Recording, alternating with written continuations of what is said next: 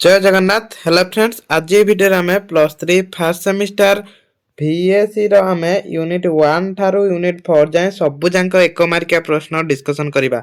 ये आम MCQ discussion करवा सहित डैश पूरण आ गोटे शब्दर उत्तर दियो सबू जाक कभर करवा। सी पुणी यूनिट 1 ठारू 4 जाए है। तो जो मानकर भी आगु एग्जाम अच्छी से मुझे आनी गोटे रिविजन क्लास आमर जाऊँगी। तो यहाँ माराथन क्लास भी रोचे यूनिट 1 ठारू आरंभ करवा यूनिट 4 जाए। तो एक मार्किया एतिकी ही पढ़ु देखिए एतिकी भितर ही सब क्वेश्चन आसो है। तो ये MCQ जेहेतु कम यूनिवर्सिटी आसे यहाँ मुझे डिस्कसन करोनी यहाँ मुझे स्किप करके चलती ये आप पज कर पढ़े डायरेक्ट मु डैश पूरण को जाऊँगी है। तो यहाँ स्क्रीनशॉट नहीं पारे भी ये पढ़ी पारे। तो डैश पूरण देखो एगुड़ा मोस्ट इंपोर्टाट क्वेश्चन रोचे या सब क्वेश्चन आसो कहीं गोटे क्लास सबू आम कवर कर दौन। तो प्रथम प्रश्न अच्छी पृथ्वी पृष्ठ को घेरी रही बाष्पीय आवरण को डैश कहुए कौन कहुए यहाँ वायुमंडल कहुए। ये बाष्प आवरण देती तो आम जापर वायुमंडल ही हम। आम चतुर्पार्श्व रही जैविक अजैविक वस्तुगुड़िक समाहार को डैश कहुए यहाँ परिवेश कहती। उद्भिद और प्राणी मान द्वारा सृष्टि परिवेश को डैश कहुए कौन कहुए जैविक परिवेश कहुए। आणविक परीक्षा द्वारा डैश प्रदूषण घटी है आणविक परीक्षा द्वारा विकिरण प्रदूषण घटी है। वायु रे भासी बुलुवा कौन सूक्ष्म तरल बा कठिन कणिका को डैश कहुए एटा कौन कहुए एरोसोल कहुए। तापरे वायुर स्वाभाविक गठन और गुण अवांछित परिवर्तन को डैश कहुए वायु प्रदूषण कहुए। जेहेतु ये परिवर्तन है यहाँ वायु प्रदूषण कह। भोपाल गैस दुर्घटना डैश मसीहा डैश गैस लीक जो होता यहाँ क्वेश्चन आसीला रिसेंट गोटे यूनिवर्सिटी आसाला 1948 होता मिथाइल आइसोसियानेट गैस जो है आइसोसियानेट गैस जो होता। तापरे डैश द्वारा तेजस्क्रिय विकरण घटी है आणविक विकरण द्वारा ही घटी है। तापरे मनुष्यकृत परिवेश को डैश परिवेश कहुए मानवीय बा सांस्कृतिक परिवेश कहुए। जो वर्ज्य वस्तु गुड़िक जितेबाला जीवमंडल रे प्रवेश करी तार मौलिक कार्यधारा को क्षतिग्रस्त करी उद्भिद प्राणी और मानव क्षति साधन करे ताहाकू डैश कहुए ताकू प्रदूषक कहुए। तापरे लाटिन शब्द डैश रु ध्वनि शब्द उद्धृत नाउसियारू ध्वनि शब्द आसी। तो मोस्ट इंपोर्टेंट रहा ध्वनिर तीव्रता डैश द्वारा मपा जाए डिसिबल द्वारा मपा जाए। देखो जदि 80 रु अधिक डीबी होउची ताना आमे जानिबा कि हमर कोन ना ध्वनि प्रदूषण होउची हला। एडा बारंबार पडुची मन रखंतु। परिवेश को मूलतः डैश और डैश परिवेश रे विभक्त करा जाए प्राकृतिक और मानवीय परिवेश रे विभक्त करा जाए।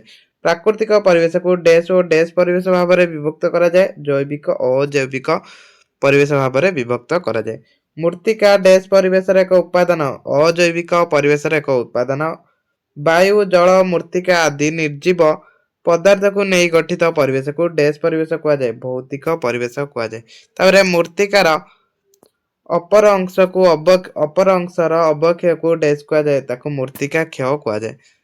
डैश डेसिबेल अधिक मात्रा शब्द परिवेश प्रदूषण घटी है 80 डेसिबेल। तो एग्जाम जो मानकर अच्छी निहाती भाव में देखो जमा भी क्लास टी को मिस करंतुनी। पृथ्वी पृष्ठ रे जीव जगत को डैश मंडल बोली कहुए जैव मंडल कहुए जीव जगत को जैव मंडल मन रखिपारे। वायुमंडल रे डैश गैस वृद्धि हेले फुसफुस प्रभावित करे कोटा कार्बन मोनोक्साइड। डैश गैस प्रभाव रे गच्छरु पत्र झड़ी पड़े कोटा सल्फर डाइऑक्साइड गैस प्रभाव झड़ी पड़े। तापरे यूनिट 2 रो जतिक भी अच्छी इंपोर्टेंट क्वेश्चन डिस्कशन करी। यूनिट 2 रो प्रथम MCQ क्वेश्चन रहिबा जो मानकर जेहेतु MCQ बहुत कम यूनिवर्सिटी आसे मु MCQ को डिस्कशन करोनी खाली एटा स्किप करी चलुची हला। स्किप करी चलची आपण पॉज करी पढ़ी पारे। देखंतु एठी तो आंसर देई जे पुणी हमें काहे डिस्कशन करूचंती ना पढ़ीबा थारु सुनिबार अधिक माने रुए तो सेति पे हमें एटा डिस्कशन करूचंती। पुनरुत्पादन क्षम संपद को डैश संपद कहा जाए नवीकरण योग्य संपद कहा जाए। अण नवीकरण संपद को डैश संपद कहा जाए क्षयशील कहा जाए। डैश रो क्रम विकास ही मूर्तिका सृष्टि करे शिलार क्रम विकास ने मूर्तिका सृष्टि होता है। पारंपरिक संपद साधारणतः डैश संपद अटे एटा अण नवीकरण योग्य संपद अटे। अणपारंपरिक संपद मुख्यतः डैश संपद अटे नवीकरण योग्य संपद अटे डैश संपद पुनर्व्यवहार सत्वे क्षय प्राप्त घटी न थाए नवीकरण योग्य बा अक्षय तापरे कोयला डैश संपद अटे कोयला कौ संपद अटे ना कोयला होची अण नवीकरण योग्य संपद अटे तापरे सौर शक्ति डैश संपदर उदाहरण कौ संपदर सौर शक्तिटा उदाहरण नवीकरण योग्य संपदर तापरे डैश संपद पुनरुत्पादन करा जाई पारे नहीं कोटा करा जाई पारे नहीं अण नवीकरण योग्य बा क्षयशील शक्ति संबल दुईटी उत्स है डैश एवं डैश पारंपरिक आ गोटे हूँ अणपारंपरिक उत्स डैश उत्सरू सर्वाधिक विद्युत शक्ति उत्पन्न होता है कौटी तापज शक्ति पृथ्वीर बाह्य पतला स्तर को डैश कहुए मूर्तिका कहुए मूर्तिका क्षय प्रमुख उपादान है डैश एवं डैश पवन और जल देखो जो गुड़ा एमसीक्यू अच्छी से भी समस्ते पढ़ने कहीं जो मैंने डैश पूरण भी आसुच्छी भी हेल्पफुल हम है भूमिर जैव उपादान ध्वंस हेले डैश सृष्टि हुए मरुभूमि सृष्टि होता है तापरे जैव भिन्नता परिसंस्था डैश रक्षा करे भारसाम्य रक्षा करे भू रासायनिक चक्र को डैश चक्र कहुए पोषक चक्र कहुए गोबर गैस डैश शक्ति जैव शक्ति अटे तापज शक्ति डैश रु उत्पन्न हुए कोयलारू प्राणी और उद्भिद सृष्ट वर्ज्यवस्तु डैश शक्ति रु सृष्टि एटा कोठी ना बायोमास रु सृष्टि तापर सूर्य किरण रु सृष्टि शक्ति को डैश शक्ति कहुए सौर शक्ति तापर यूनिट 3 को जिबा यूनिट 3 विपर्यय परिचालना उपरे प्रश्न आसीबो एठी तो एठी एमसीक्यू गुडा भी डिस्कशन करबा काहे ना याद रे जो एमसीक्यू अछि तादर आपनकर एक मार्किया गुटिया शब्द र उत्तर दियो से गुडा पई भी बहुत हेल्पफुल हो हला तो मु एगुडा डिस्कशन करोची केउ प्राकृतिक विपत्ति एका थरके सर्वाधिक मृत्यु घटाइबार कारण कोउटा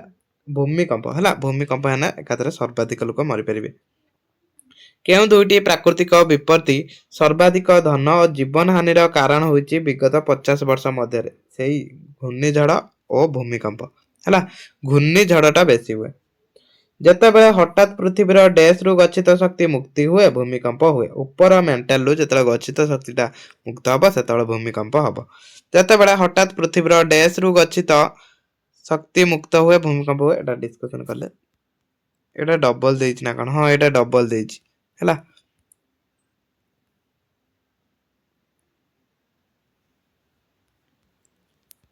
तापर 5 नंबर सुनामी श्रेणी विभाग होउची एटा डैश है श्रेणी विभाग कौन भूतात्विक विपत्ति तापर सुनामी आसवा पूर्व समुद्र जलस्तर हठात कमिबा आरंभ हुए यही प्रक्रिया को कौन कह जाए ड्रॉ डाउन कह जाए बहुत इंपोर्टेंट क्वेश्चन बारंबार आसे एक संक्षिप्त दस्तावेज जो विपर्यय प्रभाव ह्रास करने प्रतिकार और प्रस्तुति विषय वर्णित ताकू कौन कह जाए ना विपर्यय योजना कह जाए तापर बात्यार आखि होउची शांत और मेघशून्य क्योंठी प्राकृतिक विपर्यय नुहे बनाग्निटा प्राकृतिक विपर्यय नुहे मरुटा प्राकृतिक भूमिकंप भी प्राकृतिक आटा बात्या भी प्राकृतिक यही बनाग्निटा प्राकृतिक नुहे तापर क्यों प्राकृतिक विपर्ययटी भूतात्विक नुहे कौटा बात्याटा भूतात्विक नुहे विपर्यय परिचालना नियम क्यों मसीह प्रचलन करा 2005 मसीह जातीय विपर्यय परिचालना कर्तृपक्ष एनडीएमए रो मुख्य किए यार मुख्य होचंदी प्रधानमंत्री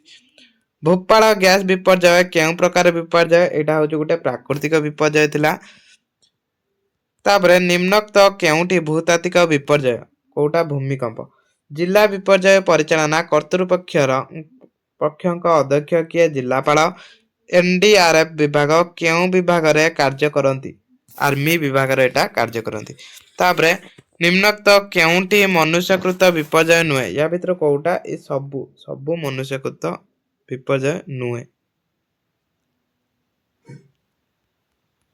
तापरे प्राकृतिक विपर्यय उदाहरण प्राकृतिक कोटा ये सबु ही प्राकृतिक विपर्यय तापरे निम्नोक्त मध्यरु केउ कारणरु बन्या सृष्टि हुए नाही कोटा सुनामी हेना हबो बात्या हेना हबो प्रबल वर्षा हेना हबो किंतु जैविक विपर्यय हेना हबनी वायुमंडल रे कार्बन डाइऑक्साइड वृद्धि कौन सृष्टि करे पृथ्वी रे तापमात्रा को वृद्धि करता है तापरे ये जहाँ भी अच्छी डैश पूरण पढ़ी नेबे हला डैश पूरण पढ़ नेबे तापरे हमें यूनिट एबे यूनिट 4 को जिबा हला गुटिए क्लास रे हमें सब यूनिट कवर करचंदी तो यूनिट 4 को देखो एटा हूँ लास्ट यूनिट। तो लास्ट यूनिट रो प्रथम एमसीक्यू देखा। तो एमसीक्यू गुड़ाक समस्ते पढ़ी नियंतु।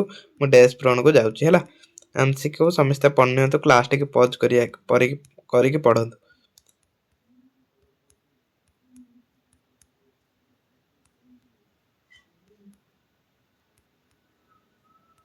डैश पूरण अच्छी देखु। प्रथम डैश होची परिवेशीय समस्यार मूल हेतु कोटा जनसंख्या वृद्धि।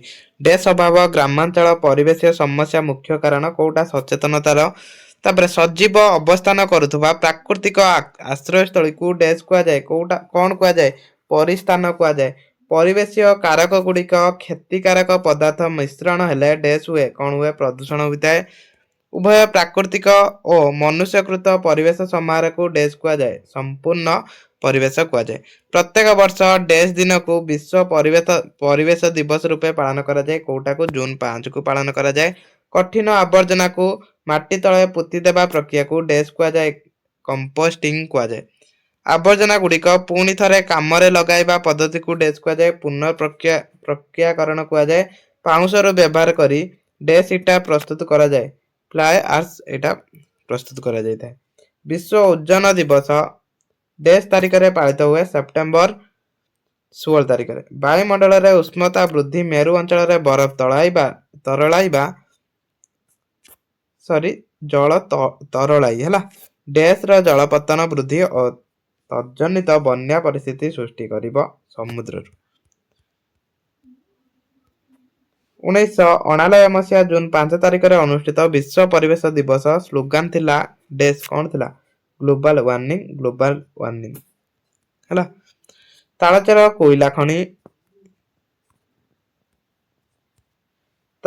कोईला खनि जो मुख्यतः डैश प्रदूषण घटी है। कौन प्रदूषण होता है? मूर्तिका प्रदूषण। जल भाग में रासायनिक सार फॉस्फेटेस प्रभृति मिसिले जल रे डैश हुए यूट्रिफिकेशन वृद्धि होता है। तो ये आउ किसी क्वेश्चन अच्छी ये पढ़ी नियंतु देखिए सब जाक प्रश्न ये आसो सरी ये आसो। तो एग्जाम पूर्व निहती भाव में देखिए जातु। क्लास टी रखा। जय जगन्नाथ।